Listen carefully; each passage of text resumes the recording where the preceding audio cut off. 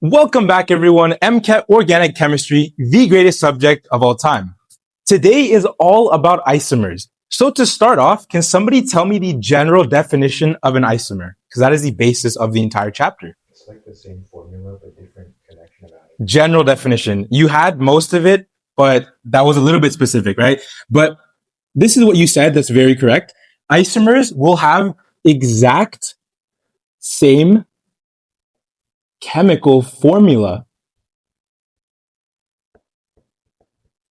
but they're going to differ chemically and or physically. Right? So you said different connections of atoms. That's not necessarily the case. There are types of isomers, as some of y'all probably know, where you have the exact same connections, but the only difference is orientation, right? So in that sense, chemically, you're the exact same. So let me jump the gun a little bit, right? If you had, let's say you had this versus both of these have the exact same connections, right? You have a carbon bonded to hydrogen, iodine, bromine, NCH3. So chemically, they're equivalent. Physically, on the other hand, they're not the same. So this is what I mean by general definition. Another thing that I really want to emphasize is exact same formula. If you are looking at, let's say, this, if you're looking at both of these, right, they both have 5 carbons, but this pentane has more hydrogens than the cyclopentane. So because the formula is not the exact same, they're no longer isomers, okay? So you must have the exact same chemical formula if you want to be an isomer. Otherwise, you're completely different molecule. They're not going to be the same. So what type of isomers do we have? The first one is going to be constitutional, also known as structural. Right? I swear to God, everything has bruh. My fault, guys. My fault. Anyways, I swear to God, everything has multiple names and they could throw any of those names at you. So it's good to know them. So constitutional versus structural, exact same thing. But a constitutional isomer has different connections.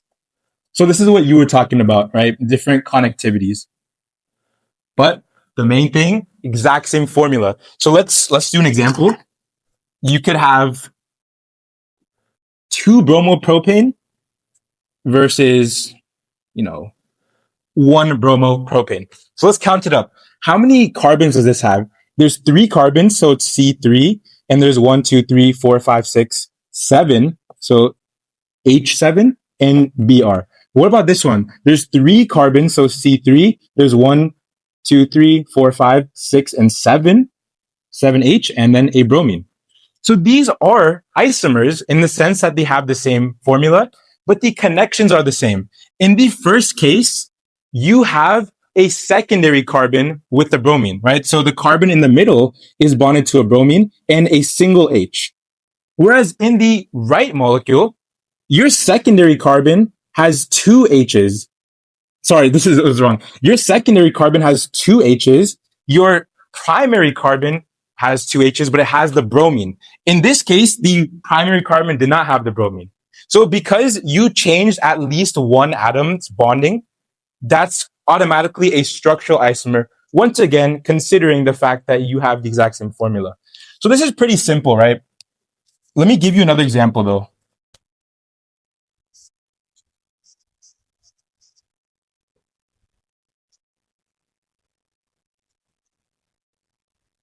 Okay, somebody tell me, are these structural isomers or are they not? The structural isomer. How'd you get that so fast? It's just Yeah. I have a shortcut for this as well, which I don't want to, you know what? I'm going to tell y'all a shortcut, how I knew this. Do y'all know about degrees of unsaturation? Okay, that's what you're doing, right? Yeah, so degrees of unsaturation, think about this. If I have a straight chain alkane like this is a pentane, it's fully saturated. Saturated meaning saturated with hydrogens. Every carbon has the maximum amount of hydrogens it can possibly have. So the secondaries will all have 2 hydrogens. The primaries will have 3 hydrogens. But as soon as I add a double bond, I am no longer saturated. I am unsaturated. This is 1 degree of unsaturation. And why is this? Take a look, right? Initially, these two carbons had 2 hydrogens. Now they both have only 1 hydrogen. So they're not fully saturated. They don't have the maximum number of hydrogens they could have. So this is a degree of unsaturation. Another way to have a degree of unsaturation is to cyclize. That's another way. So what I would do for this, right? Don't worry too much about this, but I would just resort to counting your atoms. But this right here is a cyclohexane. It's 6 carbons. This is a hexene, 6 carbons. This is a straight chain, but it has a double bond, which is a degree of unsaturation. This one does not have a double bond, but it's cyclic. Being cyclic gives you a degree of unsaturation. So in that sense, I knew automatically that they're going to be constitutional isomers, and they do indeed have the same formula. If you don't believe me, just check it right now. Exact same. Okay, so this is what constitutional isomers are. It's pretty simple, nothing crazy. But number 2 is going to be what everyone low-key despises: stereoisomers. Okay, stereoisomers are pretty annoying, but once you do them a lot, they become simple to an extent. But before we talk about stereoisomers, we have to talk about chirality. Okay, so we'll come back to that. But chirality is applicable if you have a center, usually referring to a carbon, actually only referring to a carbon. I'll get into that later. But if you have a carbon that's bonded to 4 completely different substituents, you're going to be chiral. And this is important because the orientation of those bonds, like what is in front of the other, makes a difference on your actual molecule and the effects that it can have. So let's take a look at this right here. Okay, this is a simple scenario right here. This carbon, where we have the dash and the wedge, this is chiral because look at the groups it's bonded to. We have a bromine, a hydrogen, a methyl, and an ethyl, right? I know these are both carbons, but they're not the same type of carbons. This carbon ends with just H's. This carbon, on the other hand, continues on to another carbon. So in that sense, they're not identical. So this molecule has a chiral center. Now, if I just swap the thing that's on the dash and the thing that's on the wedge, these are different molecules. These are isomers. In other words, they're stereoisomers. Now, why does it matter? Why does it matter? Does anybody know about thalidomide? I think that's what it's called. Yeah, I think I told you about this. But thalidomide, there is one of the stereoisomers was used for pregnant women to help with morning sickness. And it was very good. But then the scientists, they were like, frick that, bro. We don't care about the one stereoisomer versus the other. They're the exact same thing. They thought they're the exact same thing. So then they gave the other one, the other type of stereoisomer. Sorry, I'm trying not to use like terms like enantiomers. I think we all know what those are, right? But I will explain everything I'm mentioning. But I'll use the term enantiomer, the mirror image of the actual good thalidomide. So they used the enantiomer, and those led to birth defects in the children. So can you believe that? It's the exact same molecule, exact same connectivities, right? I didn't move a bromine or anything around. I kept it the exact same, but simply because one was turning this way and the other was turning this way, complete opposite effects. One was beautiful. It saved these poor pregnant women from morning sickness. The other one literally murdered the babies. Okay. So chirality is very important. And as you can tell, as you can tell, chiral centers, the orientation will be different molecules if they're flipped. Okay.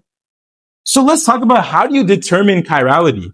There's 2 distinguishing, oh my God, I cannot speak today. There's 2 distinguishing letters, R and S, right? We'll talk about what these mean. I keep saying that. I promise if I say we'll talk about what we mean and I don't talk about what I mean, you got to remind me. But what you're going to do is assign priorities. So first, we know that this center is chiral, and we're going to assign priorities to each substituent. And the way you do this is by atomic number of what's directly bonded. Right? So look at directly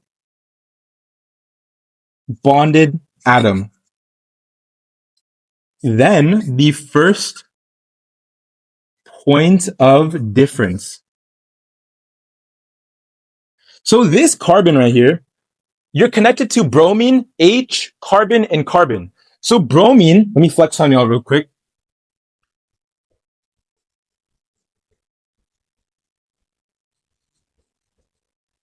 Okay. All right, guys. So bromine is larger than carbon and hydrogen. So bromine is going to get priority number 1. Then hydrogen is always going to be your lowest priority. So hydrogen will be number 4. Now, these are both carbons.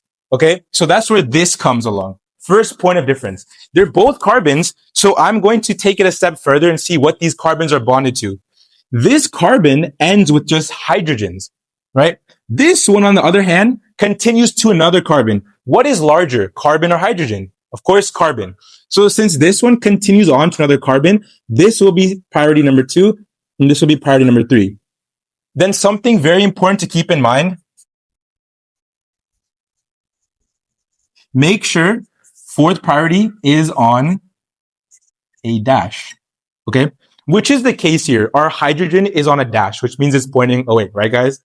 Dash means pointing away. So literally, if you look at a molecule, it's going to be pointing towards me, away from you, and a wedge will be pointing towards you, so away from me, okay? So this is on a dash. Now, all you got to do is trace the directionality, right? So if I go from 1 to 3, it's going, what is this, clockwise, right? So CW, let's do, right? This is the direction. CW clockwise will give you our configuration. And if you go the opposite direction, so counterclockwise, so in other words, oh my God, I'm so dumb. This way. This will give you S configuration. So this carbon right here is, what is it? R. Good job. This is going to be R configuration. Now, what about this one right here? The priorities are the exact same, right? We got 1 over here, 2, 3, and 4. And if I go around, that's also clockwise. But remember what I said, your lowest priority needs to be on a dash. If it's on a wedge, if on wedge, flip. Okay. So right now, it looks like we have the clockwise, the R directionality. But since I have a low priority, number 4 priority, hydrogen on a wedge, whatever I think I have, I'm going to flip it. So this looks like R. It's actually going to be S. All right. So these two molecules, for the third time, they are clearly not the same thing, the same exact connectivities, same chemical formula, but their directionality is different. And as a result, they will do completely different things. Okay? Now I have another question for you. We talked about H being on a dash in a wedge. What the hell do you do? But what the hell do you do if your lowest priority group is on the plane, so on a line? You can rotate it. You could rotate, yeah. But okay, listen, like if you can rotate, you're chilling, right? And I always vouch for rotating because that means you're an intellectual if you can rotate this mentally. But I'll give you a little shortcut. Keep in mind that the rule that we had about not being on a dash equals flipping chirality, that does not necessarily apply to being on a line. Okay. It could apply. It could not apply. It depends on the scenario. So do not apply that rule. You understand? Let's see if it works, to be honest, right? So this is number 1. This is 2, 3, and 4. If we go like this looks like it's S. So we're going to say we think it's R. Okay. Just keep that in mind. Let's look at what the actual answer is. Here's what you're going to do. Step 1 is swap lowest priority with dash. Okay. So we're going to do that. Let's go ahead and redraw this molecule. And we're going to swap the methyl with the hydrogen because the methyl just happens to be on the dash. And the H is our lowest priority group, which is on a line. So I'm going to draw it like this. I'll keep my bromine here. I'll keep my ethyl there. But on the dash, I'm going to put an H. And over here, I'll keep my methyl. Step 2 is figure out the chirality of this. So we got R configuration. Whatever you get over here, flip that, and that will be your actual chirality of the OG original molecule. So over here, it's 1, 2, 3, right? This is clockwise for this molecule. But since this is clockwise, this will have been counterclockwise or S configuration. So what did we say? We got R configuration from using the fake rule. But what did it end up being? S. Now, can somebody tell me why does this rule work? Like, how do we know it's foolproof? Come on, somebody tell me. Oh, this is weighing me down, bro. What do you think? Is it because you're changing the direction of counting? You're close, okay? So if you have a given molecule and you swap just two substituents, right? You make a single swap, that is now an enantiomer, which I know I didn't mention yet. Enantiomer is mirror image. But if you make a single swap, then you started with S, one swap, let's put one swap, makes it R. But if you have S and you make two swaps, you maintain your chirality. If you make three swaps, you flip it again. If you make four, you maintain. So over here, we flipped two. We made one single swap. So we know that whatever this was, it's going to be the opposite here because we made one swap. So that's how we know we can just flip it back and get S ultimately. Does that make sense? If it doesn't matter. I'm just trying to like explain why this shit works. Okay. Cool. Let's damn, I wish I had like extra boards. So we'll get rid of this.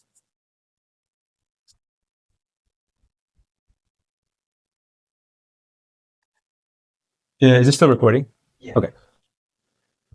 I'm like so out of storage. I have 1 terabyte on my phone, but I think last time I checked, it was at like 989 gigabytes. I don't know. I need to stop yapping. It's gonna take more storage up.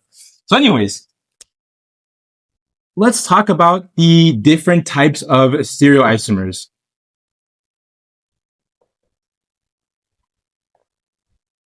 Okay. One is enantiomers.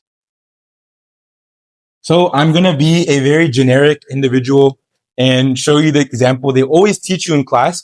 But an enantiomer is a mirror image that is non-superimposable. Okay. So if you look at your hand, pretend there was a mirror here, right? A mirror here. It's going to look like this, right? So that means it's mirror image. But the non-superimposable part means if you impose these on each other, superimpose, will they perfectly match up? The answer is no. You can see my thumbs not being covered by anything, right? So in that sense, they're non-superimposable, but they are mirror images. That is what an enantiomer is. Now, if I had a middle finger, right, and I had the other one, these are mirror images of each other. I'm sorry, guys. I'm not flicking y'all off, but you know what I'm saying? Given the example.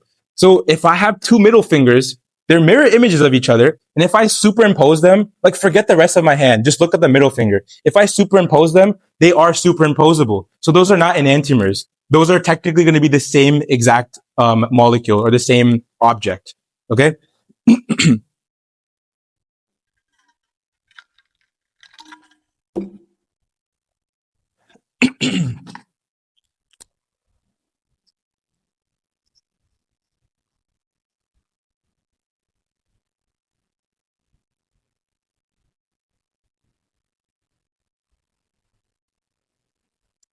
Okay. So here's the shortcut. I can tell you right now that these two are enantiomers and these two are enantiomers. The shortcut is to simply look at the chirality. Okay. If I have a full flip in chirality, and of course, assuming the connectivities are the exact same, those are enantiomers. So for example, let's say I have a molecule that is RR configuration. And then I have another molecule that has SS configuration. Those are going to be enantiomers, right? So let me give you an example.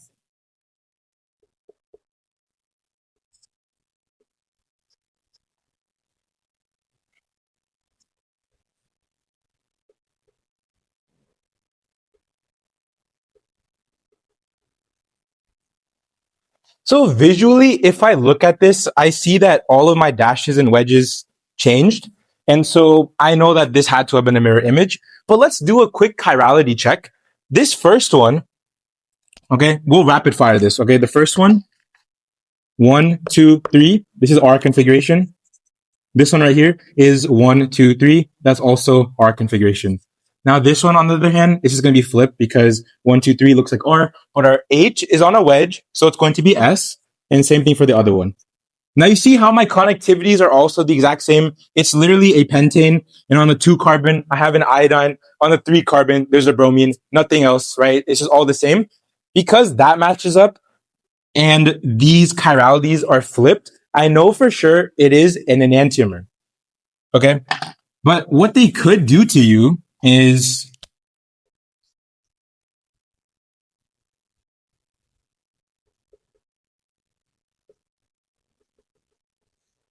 okay, check the chirality of this and let me know what you get.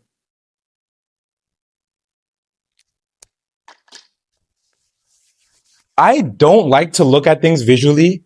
I mean, personally, I can because I'm a master at this stuff, but I don't recommend looking at things visually because, especially if you're new to it, you're going to get that shit wrong. So always do a chirality check. So right here, this is going counterclockwise, but since our H is on a wedge, we're going to flip it and make this R. What about this one? 1, 2, 3, counterclockwise, flip it, make it R. But look at this, RR to RR, the exact same thing. These are not enantiomers. I know I flipped the side and I'm on a dash and a wedge and whatever. I flip those, but they end up being the exact same thing because the chirality matches up. So if you want to be an enantiomer, you have to have a full flip in chirality. So let me ask you, if I had S, R, S, S, what would the enantiomer of this look like in terms of chirality? Come on, guys. You're going to flip this entirely. Shit, I wasn't supposed to say that. But what is the flip of this? My fault for covering. R, S, R, R. Yes, good job. Right? It would be R, S, R, R. That would be an enantiomer. Okay. Now, let's talk. I don't know why this is right in the center.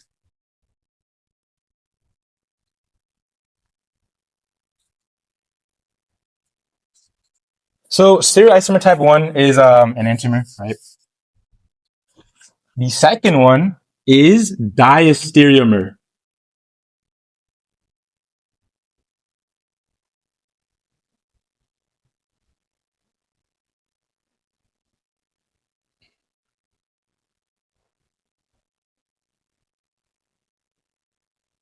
And if I'm not mistaken, I think diastereomer is also called a geometric isomer. I generally see that with alkenes, which I'll get into. But diastereomer, geometric, just keep them in mind, unless I'm horribly wrong. But a diastereomer, essentially, some of your chiral centers will change, but some will not. But of course, something has to change because if you don't change anything, you're going to be the same molecule. So something will change and something won't, but it's not going to be a mirror image. So for example, if I had RR configuration and I got RS, these are clearly not going to be mirrors because not everything flipped, but one thing did flip and they're not the same molecule. So I know that these are diastereomers. And once again, considering all my bonding, all of that stuff is the same, right? That's the final step. After you do all that, then you look at chirality. So if I flip some things, but not all of them, diastereomer. I have to flip literally everything if I want to be an enantiomer. If I flip just part of it, boom, diastereomer. And if I don't flip anything, identical molecules. Somebody tell me the diastereomer of R if you just had one center and it was R. Is it just S? No, that's going to be an enantiomer. I tricked you. I'm a trickster, right? If you had R to S, that's going to be an enantiomer because I only have one chiral center and that one chiral center flipped. So in other words, my entire molecule flipped. It's a mirror. So this bad example, you need to have minimum 2 chiral centers if you want to be a diastereomer. And once again, if you look at it visually, let's do bromine and D. Anybody know what D is? It could show up. Deuterium. Deuterium, good job. What is deuterium? Anybody know? It's like another version of hydrogen. Yeah, it is a type of hydrogen, but what do you mean by that? Okay, look. So hydrogen looks like this: a atomic number of one and a mass of one. Right? This is atomic number of one, so one proton, and it has a mass of one. Deuterium, on the other hand, looks like this: a atomic number of one and a mass of two. What are these called? Isotopes. Good job. These are called isotopes. This is some Gen Chem stuff, but just keep that in mind, right? Anyways, besides the point. So if you look at these, you can see I have two chiral centers and only one thing flipped. So my bromine went from a wedge to a dash, but my D, the deuterium, went from a wedge to a wedge. So only one thing flipped, but I did have a flip. Of course, I had a flip, but not everything flipped. So this is going to be diastereomers. And if we do a chirality check, right? 1, 2, 3. This is R, making this one S. And for this one is going to be 1, 2, 3, which is R. And this will also be R. So I went from RR to SR. That is diastereomer.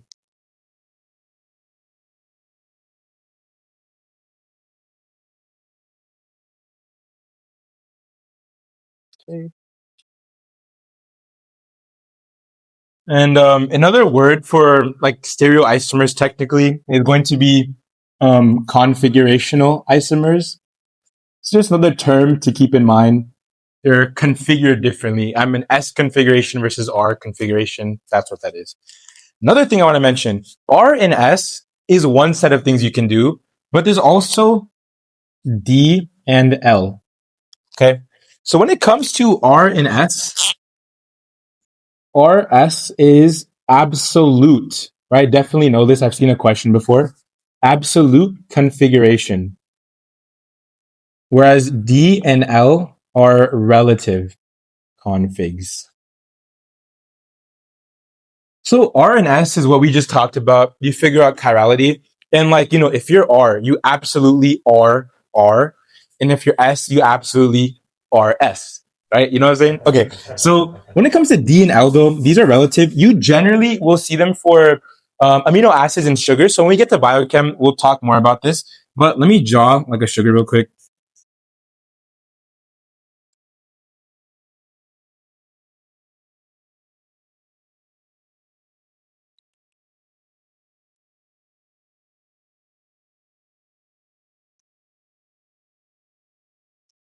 Okay.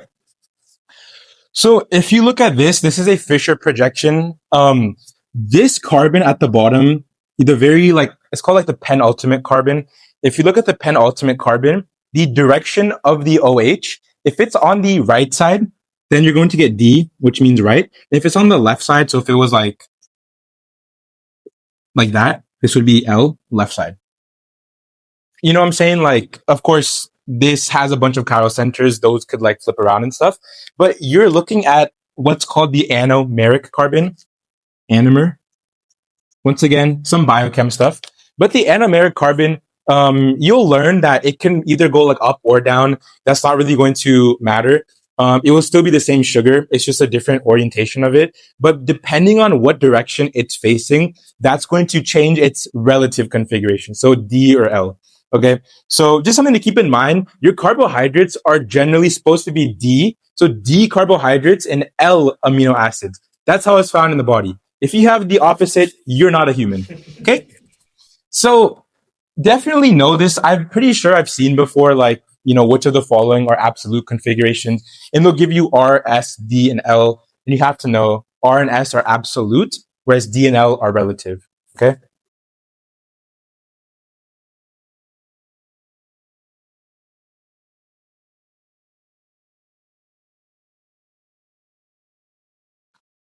I found an eraser.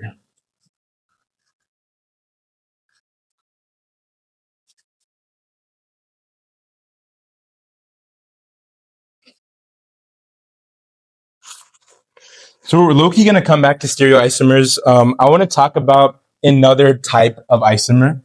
So we'll just get rid of this, right? We have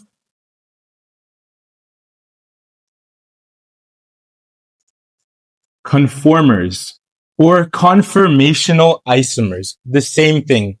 Now, conformational isomers are interesting because they're technically not isomers because they have the same connectivities, the same directionality. They're pretty much the same thing, right? The only difference is in rotation. So, they're technically identical,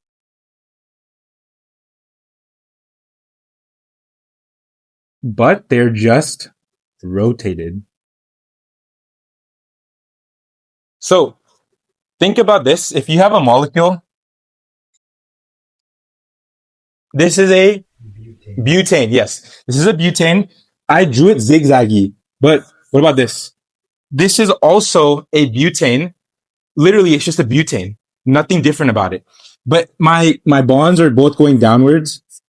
And why is this possible? Because single bonds can rotate. You can rotate single bonds. Double bonds, you cannot rotate. That's a whole separate topic, okay? But you can rotate single bonds. So I can find my butane like this, or I can manhandle it and make it into this type of configuration. They do have difference in stability, right? But they're the same molecule because I can rotate back to this configuration. And the way we generally depict conformers is through Newman projections. I know Newman projections suck, right? But definitely still important to know. So I'm gonna say scrap this. Let's just draw. Let's draw Loki. I'll do butane. I'm not gonna lie. Do that. So this is one way to write butane.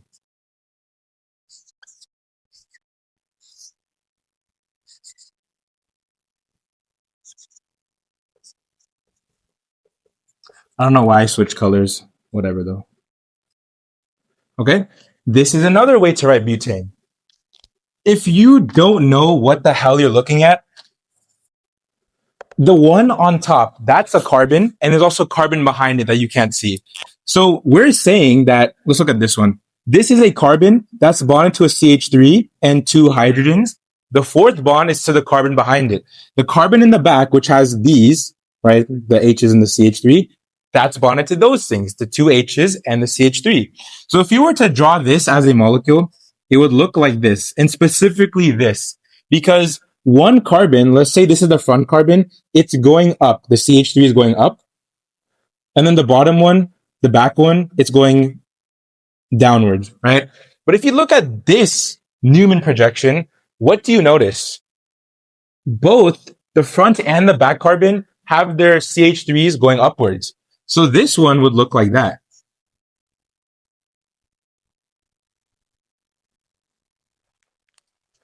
Okay.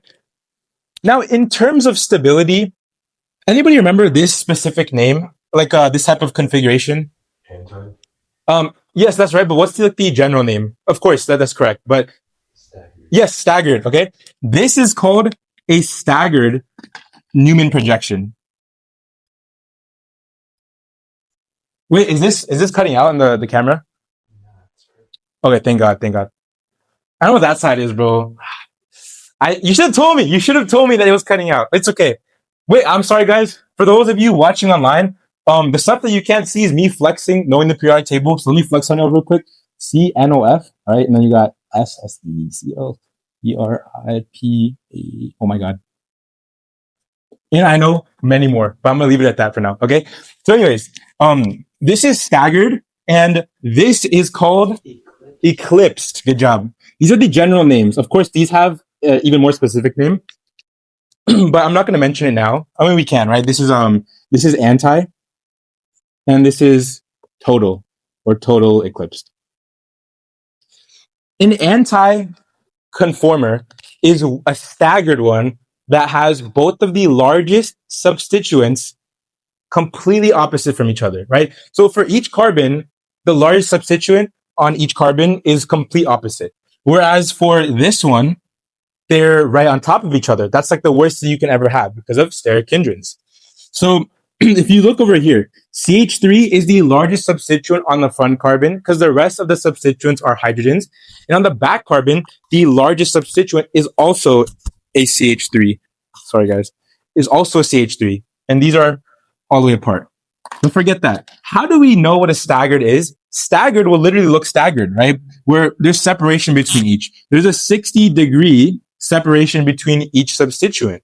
Whereas for eclipsed, right, we show the front and the back carbon substituents, but in reality, you really can't even see the back one because the front is right on top of it.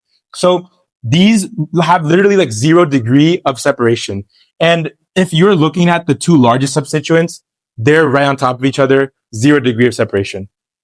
Now for this one, between the two CH3s, complete opposite ends, that's 180 degrees. That is what anti is. In a 180-degree separation between your two largest substituents.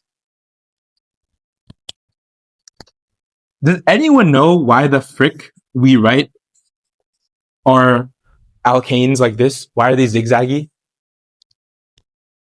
Why do we not write them like this? I mean, they can, but generally in nature, they're not, I mean, not in nature, but like, you know what I'm saying, in labs and stuff, in your solutions, they're going to look like this, zigzaggy. Why is that? He keeps it at anti. Yeah, good job, right? Look, if you write it zigzaggy, that is what we just showed. They're staggered, which are more stable because there's degrees of separation between substituents. But on an eclipse, which looks like this, right, or like that, there is no degrees of separation. So they're unstable. And as we mentioned, single bonds can rotate. So I don't have to be stuck like anti. I can make myself staggered. Or, sorry. I don't have to be stuck at total eclipse. I can make myself anti or something somewhat decent. They're able to rotate. There's nothing that's forcing them to be in this position as a single bond. So that's why generally we write them, and generally they are zigzaggy because they are anti.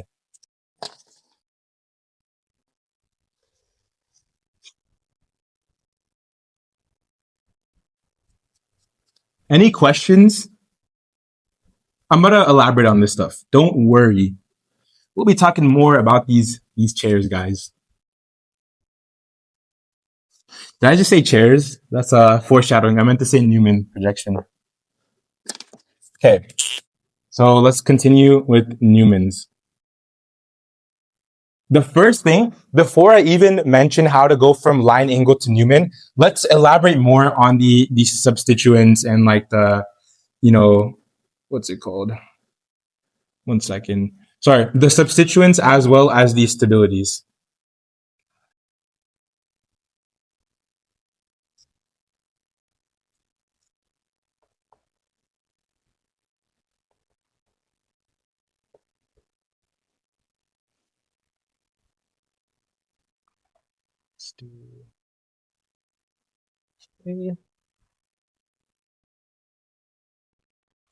Okay, so I drew some Newmans of like the same molecule, right? So rotating around and stuff. This first one, right? Actually, all three of these are what we just talked about. They're staggered, right? So all of these are staggered. The best of the staggered is called anti. Look at my two largest substituents. On the front carbon, I have a tert-butyl, hydrogen, and methyl. On the back carbon, I have isopropyl, hydrogen, and ethyl. So on the front carbon, tert-butyl is the largest or the highest in sterics. The back carbon, the largest is going to be your isopropyl. So the fact that my isopropyl and my tert-butyl are completely far apart, that's good. That means that this is the most stable conformation of this.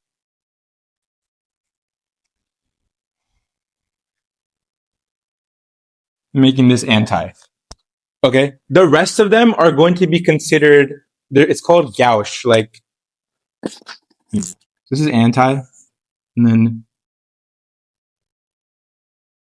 these are gauche, however the hell you say this. Now, these two right here, there's more, right? There's like one more that I didn't feel like drawing, but these are called eclipsed when they're right on top of each other. I don't think there's a name for like the non-worst ones, but the worst one, which is this, are terbutyl and isopropyl right on top of each other. This is called total eclipsed. The other one is just eclipsed, right? But how do we rank by stability of all of these? So if you have anti, you're automatically the most stable because there's just least sterics possible, even though this is pretty sterically hindered. Now for the other two, how do you do this? Just look at what is next to what. So this is a pretty tricky example, but I'll tell you like how I do this, right? So on this middle carbon, sorry, this middle Newman projection, right? You have a tert butyl, and then I have an isopropyl next to the tert butyl. I have an ethyl next to the tert butyl, and then I also have a CH3 next to the ethyl. So there's a lot of stuff going on. What about this one right here? I have a tert butyl next to an isopropyl, next to a methyl, next to an ethyl. So what is the difference? We have 4 things in a row. What is the difference?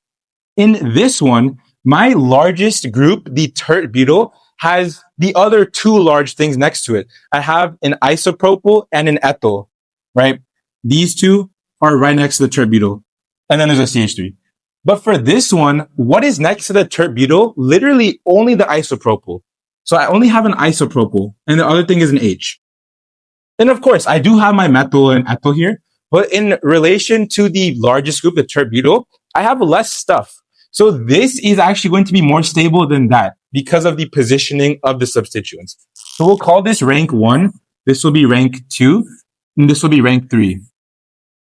Now between these two, right, we mentioned that total eclipse is the shittiest one of all of them. So this will be the 5th one, and this would be rank 4 out of the options we have.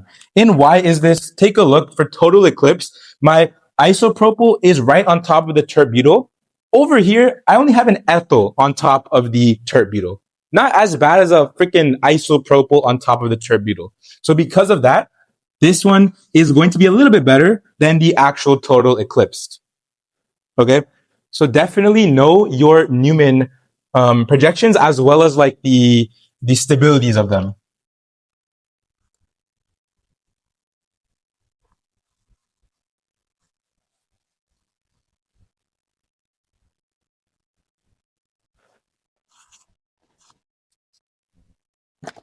So now let's talk about how do you go from Newman to a line angle, right?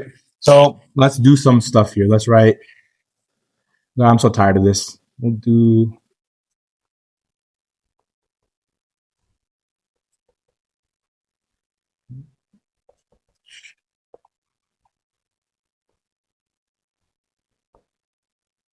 Okay. So basically, this is what I would do. I'm going to look at the top carbon. And I know that there's minimum 2 carbons in this molecule because to have a Newman, you need 2 carbons, right? So I'm going to draw 2 carbons. 1, 2, ethane. Now I'm going to decide that this is my front carbon. Okay. You can choose either side, but I'm going to choose that the right side is my front carbon. And on my front carbon, I have this line going straight up. So I'm going to write a line going straight up. That will be CF3. For the back carbon, we have something going straight down. So I'm going to do the same thing for the back carbon. This is CH3. And if you don't realize this by now, I'm looking from this side. Okay. So if I looked at this from that side, this would be going straight up, whereas the CH3 would be going straight down. Okay, cool. If I'm looking from this side, what direction will wedges be pointing? So what I want you all to do is point something at you and then just look from the right side in this case, right? Something is pointing at you. If you look from the right side, it should be pointing to the left. So that means that on my front carbon and also the back carbon, anything pointing to the left is going to be on a wedge. So on this front carbon, my left is a bromine. So I'm going to draw a bromine on a wedge. And then the other thing will be on a dash, right? Which is hydrogen. What about the back carbon? Same thing. I'm still looking at it from this side. So if something is on a wedge, it's going to be on the left side for me. So over here, my wedge will have a hydrogen and the dash will be iodine. Okay. Now, another thing you can do is go from line angle to this, Newman. So we're going to draw the Newman, but we're going to draw it a little bit differently this time so I can give you an example and not have the answer right there. Let's say I want to draw the Newman, but I want to look at it from this side. Okay. If I look at it from this side, I have two carbons, this one and this one. This carbon, carbon 1, is going to be on top of carbon 2. Damn, I just ruined my marker by writing on the black marker. Anyways, right? If I look at it from this side, do the exact same thing. Point something directly towards you, and look at it from this side. Sorry if it's flipped. I'm just here. Point something towards you and look at it from this side. What direction is it going? Point it towards you and look at it from this side. Should be on the right side. Okay? So keep that in mind. My wedges will be on the right side of the Newman if I look at it from this side. So how do we even start this Newman? Look at this. This is our front carbon. My front carbon has the planar substituent, the line thing going straight down, whereas the back carbon has the planar thing going straight up. So instead of drawing it like this, I'm going to draw it like this. Okay? The visible carbon is pointing down because this is my front carbon. So I'm going to put CH3 over here. And in the back, I'm going to put my CF3 on the top. And as we mentioned, the wedges are all pointing to the right from this perspective. So if I have something on a wedge, I'm going to put it on the right side of the molecule. So I'm going to have my H over here, and on this carbon, my bromine's there. And then you just put the rest on there, right? So iodine here, and then H. Okay? So that's how you want to go about it. You should try to visualize at least that. Okay? So once again, point something towards you and look at it from whatever side you're choosing, and that will be the directionality or the direction of that substituent. And then the other ones will be the other. So all of my wedges should be pointing the same direction, and all of my dashes should be pointing in their own same direction. All right.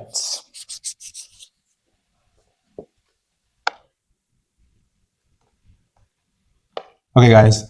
Let's talk about another thing. This is back on the topic of stereoisomers. But we'll come back to that, right? So we kind of drew these out already, right? So this is called a Fisher projection. And let's do some stuff.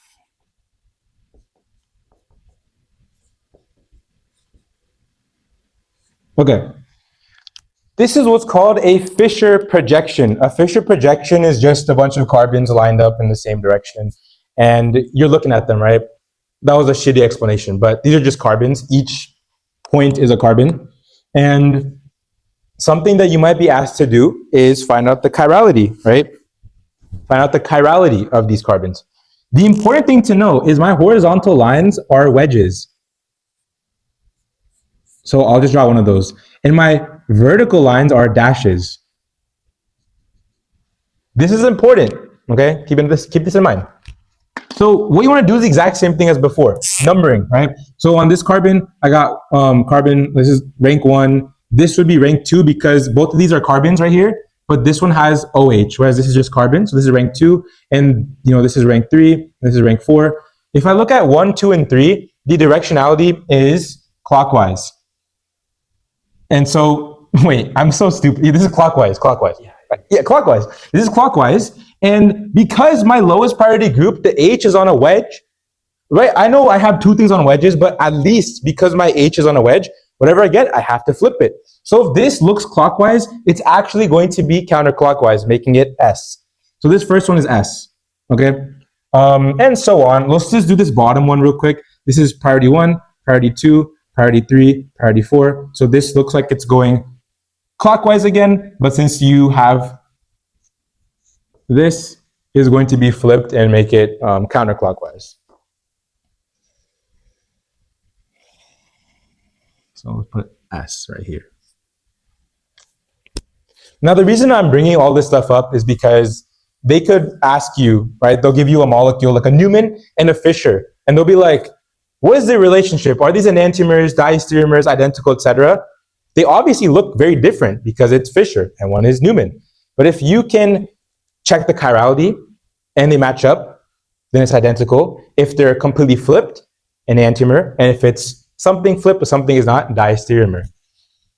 When it comes to Newmans, you're probably wondering, because what I just said, I don't think there's a valid way to find chirality when it comes to Newmans. You can determine relationships if you have two Newmans, like you can tell if something's enantiomer or identical. Hello. But I don't think you can effectively figure out chirality. So if it comes to Newman versus Fischer, I would try to draw the Newman into a line angle, or you can even go from Newman to Fischer, etc. But for Fischer, I'm actually not going to show you right now how to do this because it's pretty complicated, but I will show you like a shortcut. Sorry, it's not complicated. It's just like, it's confusing to explain. I'll send you like a video afterwards that might make it seem better. But how would I draw this as a line angle? Just look at number of carbons you have. So you have 1, 2, 3, 4, 5, 6, and 7. So 1, 2, 3, 4, 5, 6, and 7. Right? So this bottom carbon, I'm going to just stick on whatever is there, right? So let's just say I want to put my chlorine on a wedge. Okay, the bottom one, I want to put my OH on a dash. And then the top one, I want to put my fluorine on a wedge. And did I mess this up? Wait. Yeah, I'm stupid, guys. Oh my God. Let me redraw this. So you got 3 carbons. So 1, 2, 3. This one's going like that. And then this one is going like that. So this carbon, I'm going to put a chlorine up there. This one, I'm going to put an OH there. And this one, just for the vibes, F. What you're going to do from here is see if your chiralities match up. If it doesn't match up, just flip it. You know what I'm saying? So, okay, for example, this bottom one we determined is S. Let's check this one. So 1, 2, 3. This is going clockwise. No, that shit's wrong. It's supposed to be S. So I'm going to make this into a dash, and then it's correct. Right? What about the bottom one? The top one, right? The fluorine, 1, 2, 3. That is going to be R. We got S. This shit's horribly wrong. We'll make this into a wedge. You know what I'm saying? So you can just trial and error. If you don't get the right one, then just flip it, and that will be the correct one. Anyways, I know I'm throwing a lot of information at you. It's just information, but when it comes together, it should be pretty simple. I don't mean to make it sound easier than it is, because this shit is really confusing.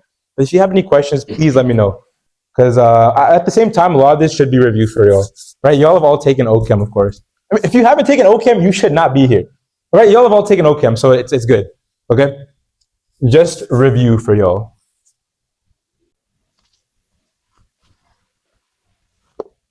Okay?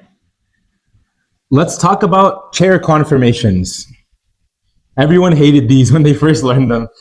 Oh my God, and teaching them was such a pain because nobody would understand what I was trying to explain. You know what I'm saying? So basically, if you have a cyclohexane, you can have a chair conformation, right? These are both 6 carbons. This one is just like contorted, but this is a cyclohexane. This is like a stable conformation of it. Now, if you have substituents, right, we'll do this, then you're going to have to show the substituents on here. Now, a lot of y'all, in fact, all of you should remember that you have axial substituents and you have equatorial. So the axial ones are straight up, straight down. And the equatorial ones are not straight up, straight down. They're diagonal. The direction just alternates as you go.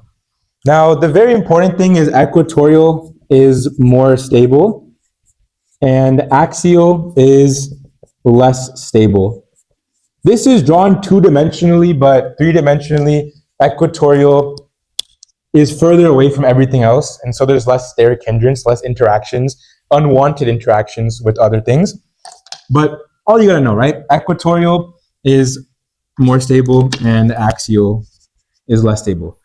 So when it comes to wedge substituents, the things that are pointing at you, on a chair, a wedge equals up and a dash equals down.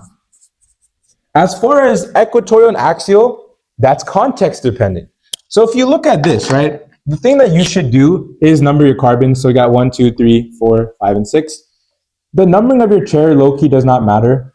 So I'll just number this as 1, 2, 3, 4, 5, and 6. Forgive my chair drawing. I gave up at this point. I've drawn these so much, but you get the idea. So on the 1 carbon, I have a methyl, and it's on a wedge.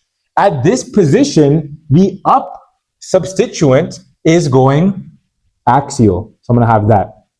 Sorry, let me draw this over here. 1, 2, 3, 4, 5, 6. So the up substituent is going to be axial over here. So we'll draw that, right? CH3.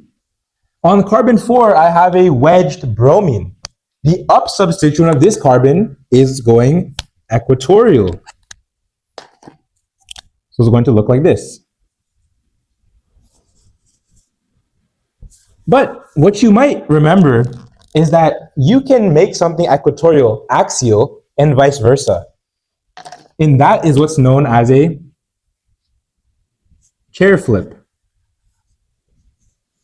So I flipped it. I brought this side down and that side up. Keep in mind that your numbering shifts. So my number is going to shift this way. So my carbon 1 is here, 2, 3, 4, 5, and 6. Carbon 1 had the up CH3. At this carbon, my up substituent is going to be, damn it, bro, is going to be equatorial. On carbon 4, my up substituent is axial. So you see, everything axial can become equatorial, but everything equatorial will become axial if you do a chair flip. Can somebody tell me which of these is more stable? This is option 1, option 2. Raise your hand if you think option 1 is more stable. Okay, raise your hand if you think option 2 is more stable. Okay, whoever said option 2 is more stable, you're wrong. Okay, option 1 is more stable because bromine versus CH3, the larger of the two is bromine, and so it's better for the larger thing to be equatorial, and it's okay if the less large thing is axial, as long as your larger thing is equatorial. So over here, our large bromine is equatorial, and over here, our small CH3 is equatorial. I'd rather have the big thing equatorial than the small thing, so that's why the top one, number 1, is a more stable conformation. But you know, as far as chairs go, just know what a chair is. It's just a cyclohexane. Know what up and down refer to. That's pretty much it. You know what I'm saying? And if we relate this to isomers, let's do.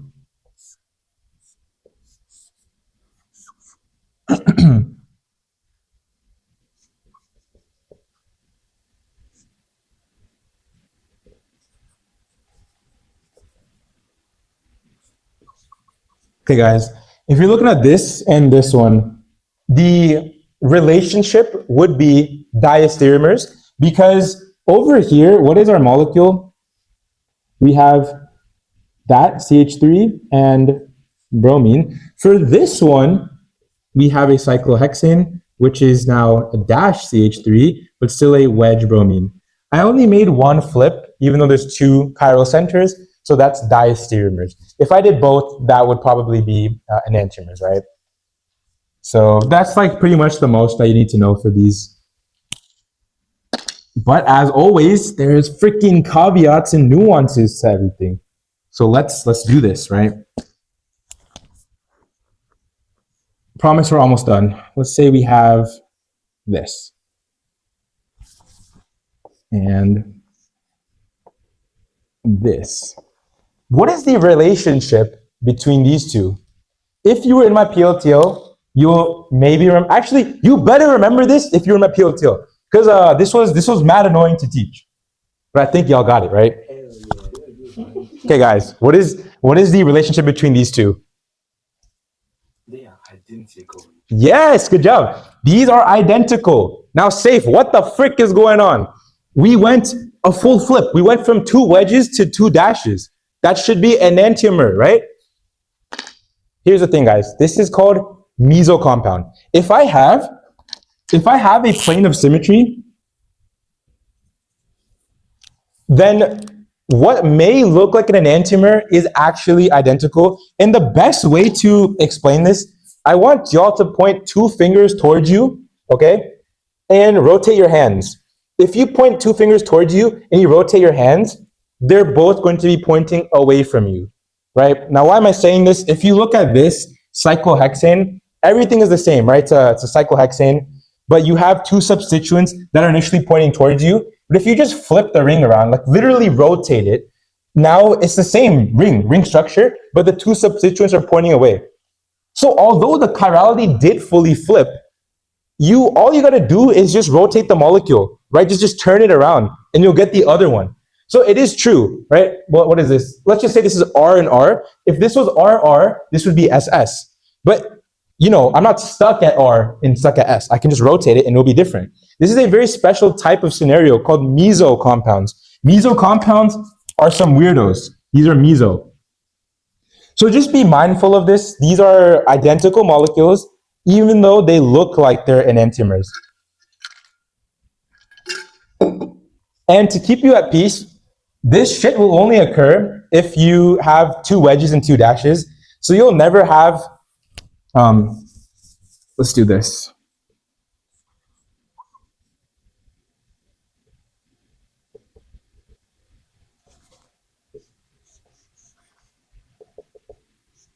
So the plane of symmetry is here, sure. But these are going to be enantiomers. They're not identical. How do we do this? Take this carbon and point a finger at you and point one around, like away. If you flip your hands, if you flip them around, your left hand should still be pointing towards you and the right side should be pointing away from you, which means that even if I rotate this, I'm still going to get the same thing. If I rotate this, I'm still going to get this thing. I can't reach the other by simply rotating, as I can in the case of these two idiots. So this will only occur with two wedges and two dashes, or three wedges and three dashes, because the rotation will lead to the other version. Okay?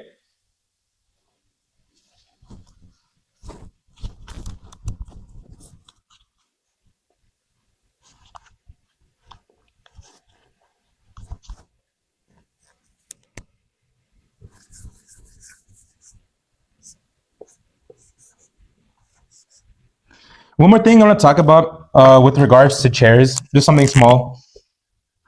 Let's do...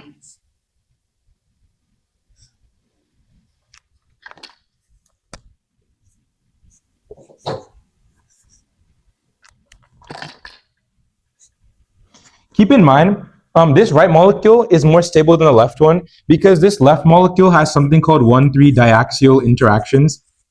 So what this means is that two substituents are 1,3 to each other. All that means is that they have something in between them, right? So this is like a carbon 1, and this is a carbon 3. So there's only one space in between them. So that means they're 1,3. Even the numbering could be 4 and 6, but 4, 6 is also 1,3 because there's only one thing in between them. They're one away from each other. So if you have a 1,3 and they're both axial, so 1,3 diaxial, that's very unstable. What is this? This is 1,2 diaxial. As you can see visually, opposite directions. So there's less opportunity for them to interact with each other and lead to steric hindrance. For 1,3 diaxial, they're same direction. Sure, they're one carbon further away, but they're pointing the same direction. And keep in mind, this is a two-dimensional depiction of something that's three-dimensional. So in reality, they're very close together, and there's going to be steric hindrance. So 1,3 diaxial interactions are absolute shit. S-H-I-T, they're trash, okay? Moving on.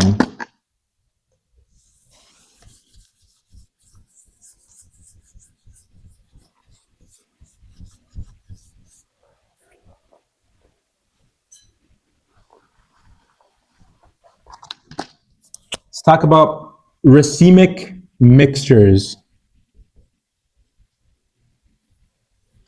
So a racemic mixture is a mixture that has 50% of two enantiomers. So let's see, 50% both enantiomers. So if I have a solution that's racemic and I'm using this molecule, it will have 50% R and 50% S of this 2-bromobutane. And what is special about racemic mixtures? Racemic mixtures are optically Good job. Optically inactive. So when it comes to these chiral molecules, the thing about them is that the chirality allows them to rotate plane polarized light. So if I have, I don't know, let's just say this R2 bromobutane, and I have like light, and I keep this molecule there.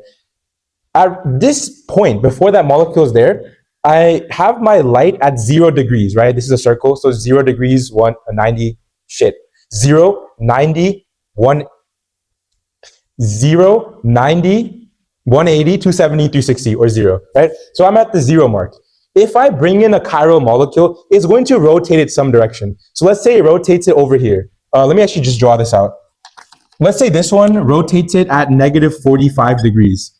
The enantiomer of it will rotate it at the same magnitude, but the opposite direction. So if this is negative 45 degree rotation, this will be positive 45 degree rotation.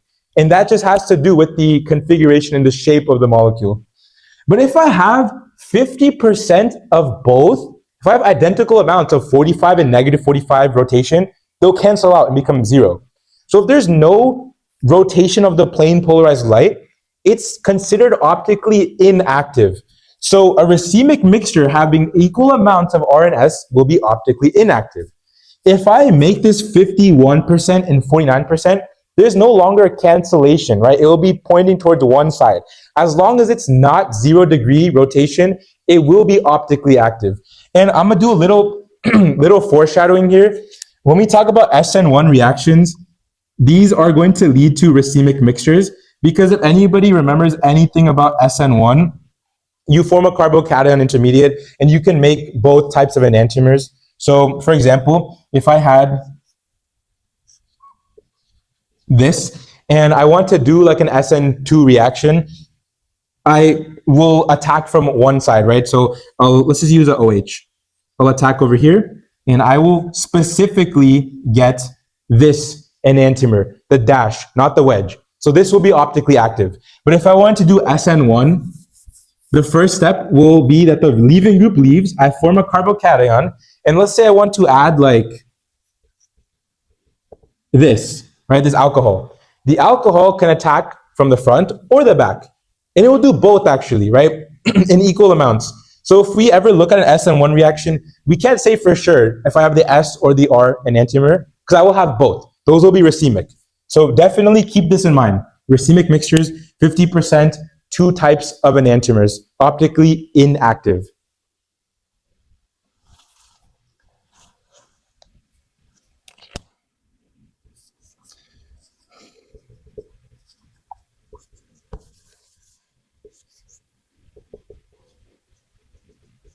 If I have 50% of this and 50% of this, will this be optically active or inactive? Which one? This one right here, this one. Oh, it's active. What's your reasoning? They equally cancel out. Good job, right? These are not enantiomers, they're diastereomers. So let's say that this one rotates at negative 30 degrees. This one won't be positive 30. It 100% won't be positive 30. It might be like, I don't know, bro. Let's just say like positive 50 degrees. Negative 30 and positive 50 in equal amounts will equal a value of 20 degrees, which is not 0. So this is optically active. The only time it cancels out is if they're identical in magnitude but opposites, right? So 50% negative 30 and 50% positive 30, those will cancel out and be 0. Definitely keep this in mind, okay?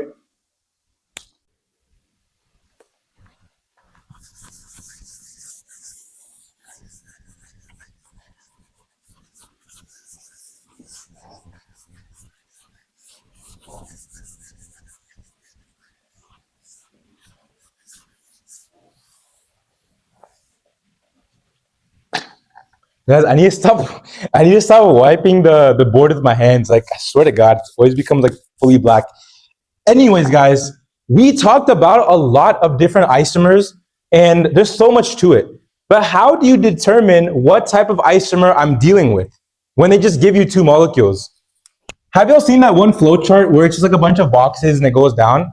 That is very annoying to read. It's hard to follow along. So I'm gonna draw my own version of it. And it's gonna be like a little, like a box to check, right? So how do you determine isomers? Step one, by definition, remember, isomers have the exact same formula. So check the formula. I'm gonna make an if not column, okay? If the formula does not match, you no longer have an isomer, right? It's going to be a different molecule. But let's say the formula did match up. Then we'll move on to step two. Step two is to check connectivities. If your connectivities differ even by one single atom, you move the chlorine to the other carbon that's not identical, you're going to have a constitutional or structural isomer.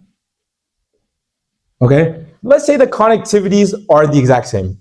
Then you move on to step three. Step three is now to check chirality. Now this one, as we talked about, there's many options you can get. So if you have a full flip, let's say full flip, for example, RR to SS, this will be an enantiomer, okay? Let's say we have a partial flip. So let's do SR to RR. This is called diastereomer. Good job. Disastomers. They're absolute disasters. What about no flip? So we have RS and still RS. Then it's identical. So this is a little checklist that you can do, right? Let's do the OG example again.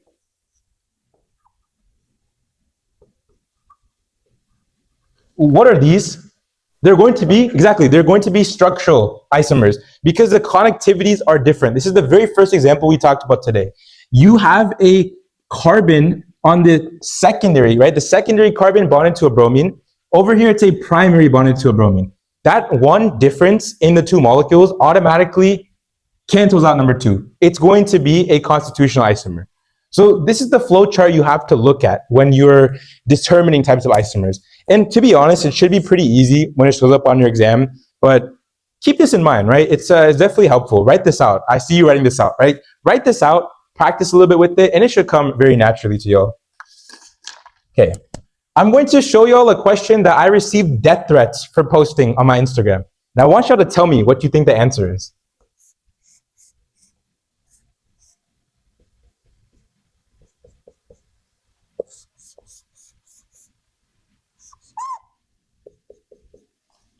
Okay, what is the relationship between these two molecules? I'll give y'all like 15 seconds to answer this.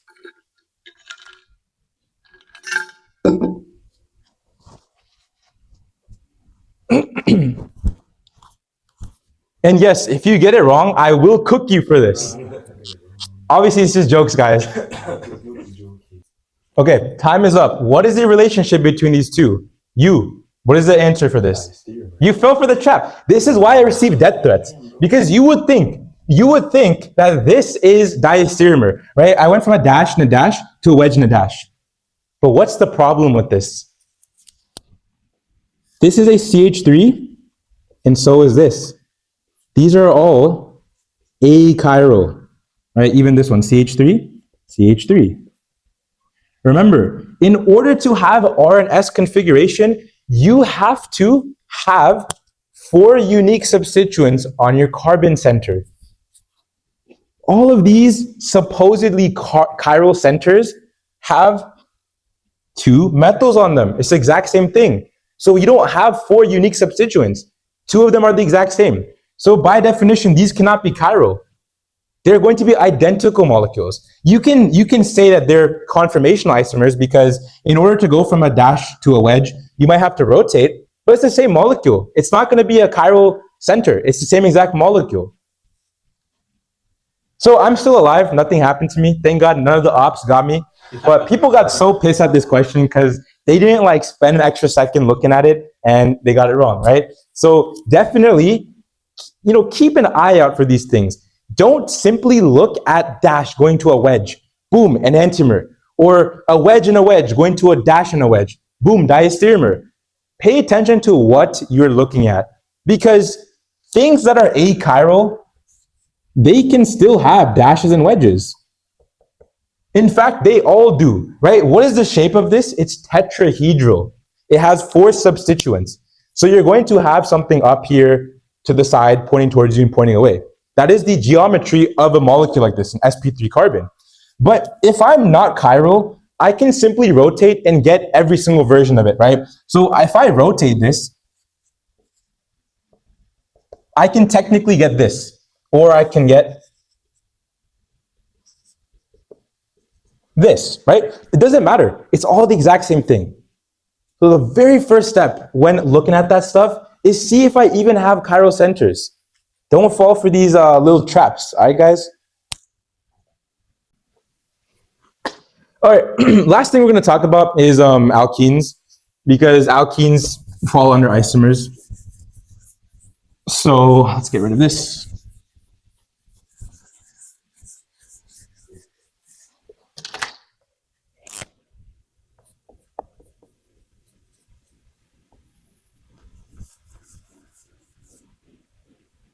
Okay, so an alkene obviously looks like that.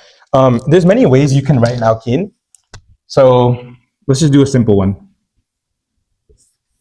Okay, these two are not the same thing because double bonds cannot rotate.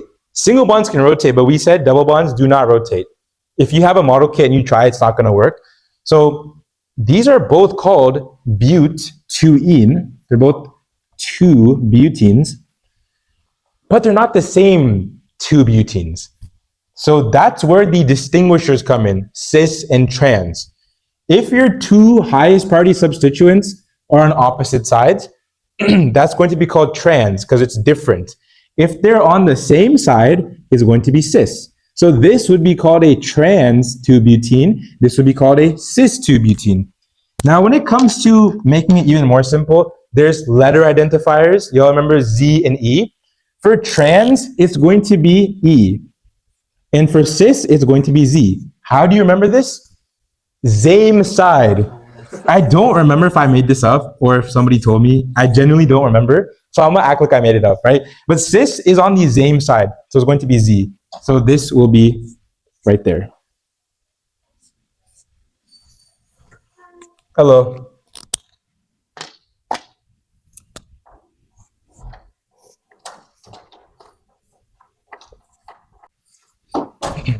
So this right here is called geminal. When you only have 2 substituents, this is very specific to 2 substituents. You see this carbon, it has sp2 here and sp2 there, but there's only 2 substituents and they happen to be on the same side.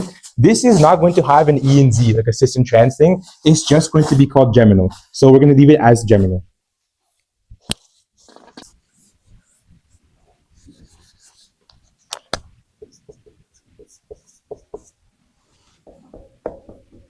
Sorry, guys. I need to be more organized.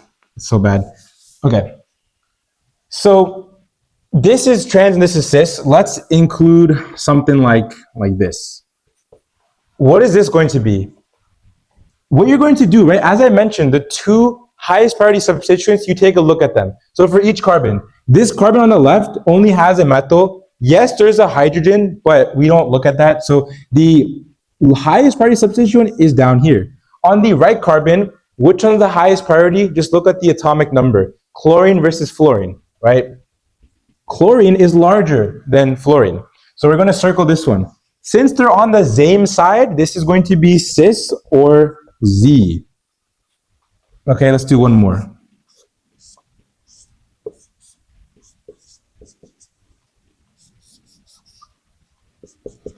This one right here. The left carbon, oxygen versus fluorine. Fluorine is larger than O, so we'll circle this. For the right carbon, this is a long-ass chain, but first point of difference, it's like the stereochemistry thing that we were doing. The first point of difference, okay, these are both carbons. This carbon is bonded to one carbon. What about this one? This is bonded to two carbons. Because this one has a greater point of difference, greater first point of difference, this is the higher priority thing. So this is opposite sides. This is going to be trans or E. Okay, what if you had this? On the right carbon, this is the higher priority substituent. The left carbon, they're both methyls. There is no priority there. So this will not have a cis and trans thing. It's just like, it's nothing. And do not call this geminal, because geminal is very specific to two carbons. Or sorry, two substituents. And it has to be on the same side. But now let's put this all together, right? We talked about a bunch of classifications and stuff, but the thing I'm trying to get at is alkene stability. So the first thing you look at is number of substituents. So 4 is better than 3, is better than 2, is better than 1. So right off the bat, right, this is better than this, which is better than this, which is better than that. Simply having more substituents is good because of hyperconjugation. A very good stabilizing effect, the more substituents you have. So if you're asked to rank different alkenes, just look at the number first. How many substituents do I have? If I have more, I'm automatically better. But then you want to look, just step 1. Step 2 is look at cis and trans. So trans is better than cis. But there's also geminal in the middle. Geminal, once again, this only applies to two substituents. But trans will always be better than cis. Okay? So for example, let's say I'm comparing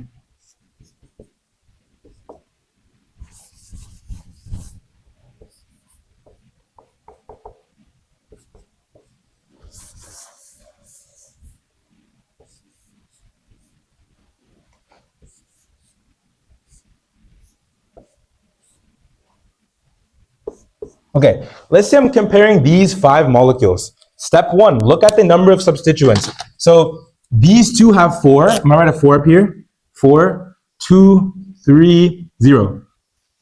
So these two are automatically going to be my best ones. But they're the same, they're both 4. So look at cis and trans now. This is going to be trans, or E. So this is good, rank 1. This is cis, which is Z. This is rank 2. Now over here, I have 3 substituents, 2 and 0. So this is easy. I don't even have to look at cis and trans. But keep in mind, this is cis and this is trans. I said trans is better than cis, but you only look at that if they have the same number of substituents. So because this has more than this one, this is better. Rank 3, rank 4, and rank 5. Can somebody tell me, why do these have E and Z identifiers? Why do we have to call this trans and this cis? But we don't give a shit about this, geminal. So for example, right, let me explain more. These are both 2 butenes.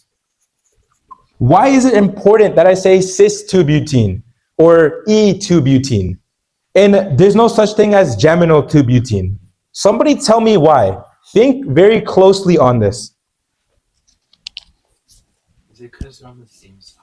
Yes, they're the same side, right? But so is this, same side, opposite sides. And like visually, I can tell what it is, but we still differentiate them verbally, right? With like the E and Z. So why is that this one is special and we don't have to distinguish it? That's what I'm asking. If you're watching this online, unfortunately, my freaking phone died. My microphone's not even connected anymore. I don't know. I'm really mad.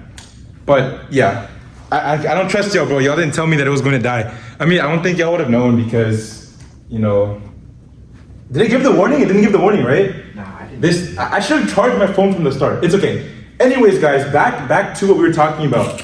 So Bro, this is the third time my camera died, so I'm gonna be really fast, okay? So basically, this is not gonna have a Z and E naming because this is constitutional, right? What is this molecule called? It's called, one, two, three. It's a propene with a methyl on the 2 position. So 2-methyl propene. So this is a constitutional isomer, and these two are geometric or diastereomers.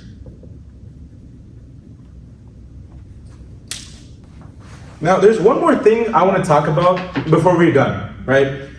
I remember this coming up on my exam, and first of all, guys, when it comes to MCAT, you think you're gonna forget it, you think it's all gonna be a blur, right? You take it, forget it for good. No, that shit stays with you. I literally dream about my MCAT and teaching it. It's bad. It's stuck. Maybe it's just me, I don't know. But if you give me like 2 hours, I could write out the entire exam that I took with answer choices. That's how much I remember it. So something I'm about to tell you is what showed up on my exam. And keep in mind, right, when you take your exam, you know your stuff, but you're going to start doubting yourself. You know everything there is to know about a certain topic, but because it shows up on your exam, you're gonna start questioning, do I really know everything? Is there something new? What I am specifically referring to is if nitrogen can be chiral, right? So I got a molecule that looked like this.